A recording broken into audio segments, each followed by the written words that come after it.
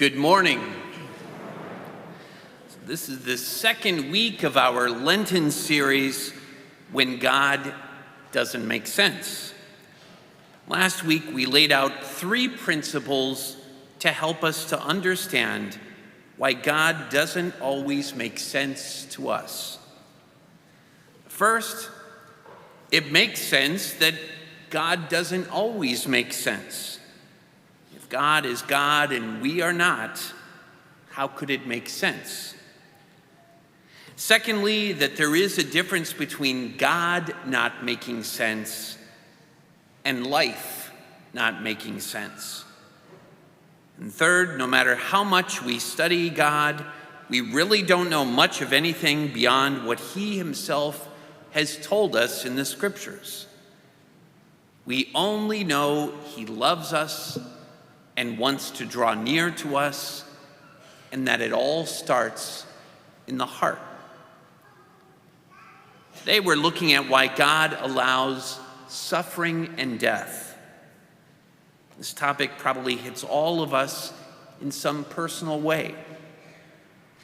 But beyond the hurt in our heart when we lose someone, what does our faith say to us about suffering and death that does make sense? We heard in today's gospel from Matthew, he tells us after 6 days, Jesus took Peter and James and John, his brother, and led them up a high mountain. Kind of begs the question, 6 days after what? 6 days earlier, Jesus took the apostles to a place called Caesarea Philippi. And there he asked them that question, "Who do people say that I am?" And Peter responds, "You are the Christ, the Son of the living God." Then Jesus promises to build his church on Peter's faith, which all sounds great, except from that time on, Jesus began to explain to his disciples that he must go to Jerusalem and suffer many things at the hands of the elders, the chief priests, and the teachers of the law, and that he must be killed. So this trip up the mountain happens on the heels of that announcement and brings light to what happens next. It was transfigured before them, and his face shone like the sun, and his garments became white as light.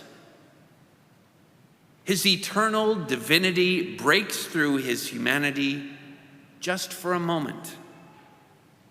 And afterwards, Peter wants to build tents and stay there and maybe forget about all that death and dying stuff. Let's just enjoy this moment. While he was still speaking, behold, a bright cloud overshadowed them, and a voice from the cloud said, "This is my beloved Son, with whom I am well pleased. Listen to him."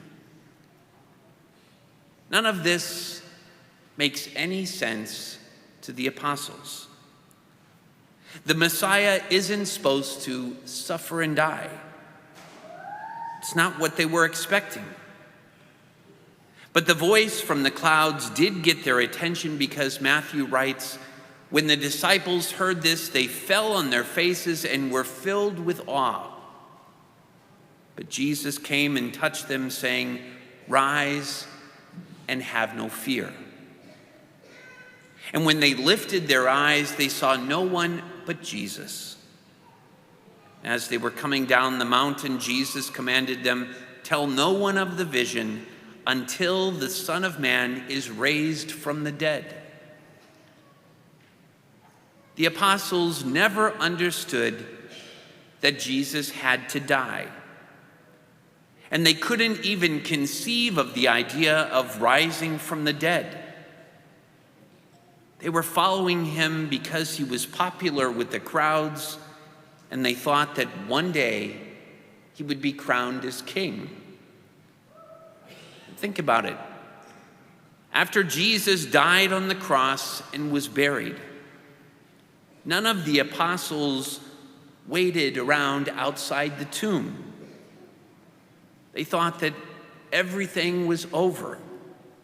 Game, set, and match. The Transfiguration, which is the event that we hear about today, is meant to show us the connection between Christ's humiliation on the cross and his transformation in the resurrection. It foreshadows both Good Friday and Easter Sunday. To help them to begin to understand the cross, which in their minds was an utter and apparent failure,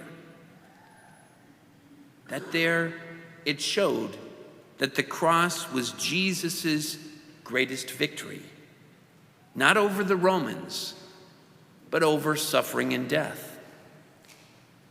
The transformation of Jesus' human nature cannot happen apart from his passion. He's exalted because he's willing to submit to the Father's will, which includes suffering and death. But on the other side of his suffering and death is life. And what's true for Jesus is true for us. There is no explanation for so much suffering and for the deaths of many people we know.